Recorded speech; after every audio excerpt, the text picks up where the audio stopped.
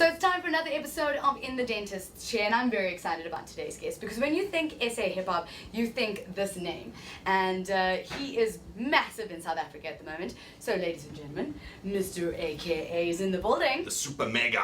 How are you? Good and you, bro. Good. I'm here with my dentist. This is, I know. It's like my actual dentist. I know. That's why we figured we'd ask you to come and sit in the dentist chair. Because he's responsible for the gold. I'm finally in it. You have to. We got to start off. I have to ask you. You got to give. I'm a rocker at heart. I mean, you know. You got to give us a rundown of hip hop in South Africa. Well, South African hip hop is in a very special place right now.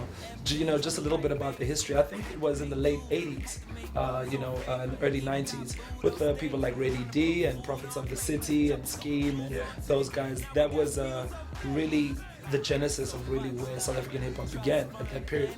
But at that time in our country it was, very controversial and it was banned and stuff like that. After '94 we came out of, a culture of like Kwaito music and Brenda Fassie and whatever, and then house music, and now what we're finding in our country is that young people are being taken, completely in by this art form, this genre, which is basically pop culture now. It runs the world, hip hop music. Yeah. And very much in the same breath in South Africa now, we're really starting to appreciate it as our own by using our own, slang or how we dress or what we talk about and our content.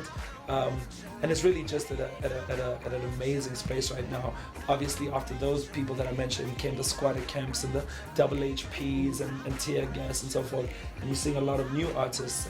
And I wouldn't say I'm a new artist because I've been around for 5 years now. Yeah, your trophy case in your house. But obviously, you keep on putting shelves up there for more. Man, I'm running out of space. But I definitely feel like I am one of the new guys who helped perpetuate the art form. The thing about it for me is when I look on Twitter and I see what you guys are doing, that cultural graphs, like you were mentioning now, like it's just people are connecting. Yeah. How are you guys doing that? Is that because of the language barriers? Is that because of the kind of beats that you were throwing out there? What's that connection? What's getting the young people like so connected with it? I think that people are more proud to call something their own now. We're really getting to a point in hip hop culture, and also music. You find all across the continent, Africa is really something that is undergoing somewhat of a renaissance. It has been, and I think it has to do with the media, covering hip hop more extensively. It has to do with more music being played on radio, more artists, better music, better videos. I mean, if you look at hip hop videos right now, man, it's insane. We are spending so much money on videos. I checked, you parking like Lamborghinis on Nelson Mandela Bridge. Yeah, we closed off Nelson Mandela Bridge for one video, so hip hop has come a long way. It's basically just you guys in the Avengers movie. That's exactly what Yes, actually that day it was so cool because after we did the video, I was riding and I was listening to the radio, and on the traffic report they said, well, Nelson Mandela Bridge is closed. Use alternative routes. I thought that was pretty cool. One thing I dig about what you're doing specifically is, you guys are competing in terms of the songs, in terms of the beats. You're competing with international artists, but you're not. It's not like that. You're not trying to. You're not trying to be that. Yes. I think for the longest time there was a stigma attached to something. You gotta be an American. Like, oh, this is an American thing, and this is not, this is an American thing, and it's not us, and we really just started embracing our own culture and embracing our experiences, and that ended up resonating with people. We got to talk about your baby. We have to. You've just become a new daddy. Is this water in it? Grab some.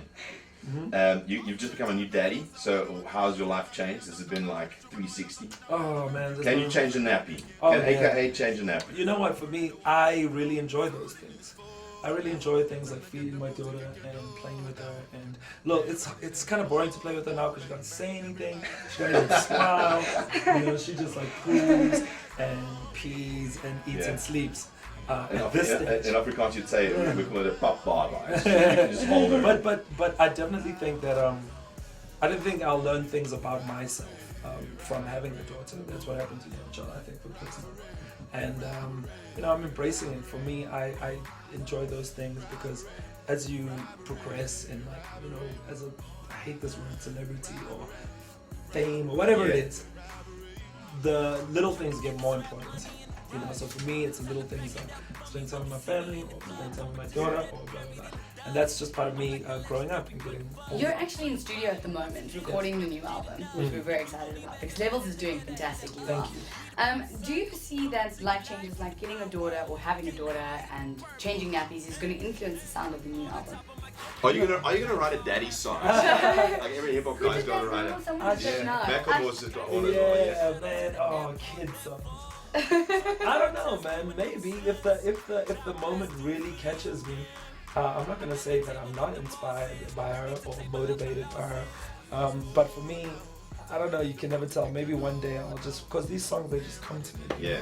So I don't know when it will. Maybe one day I'll just have a moment and the first line of the chorus. You're like Cairo. Yeah, that's it. Yeah, that sounds amazing. So maybe that'll happen.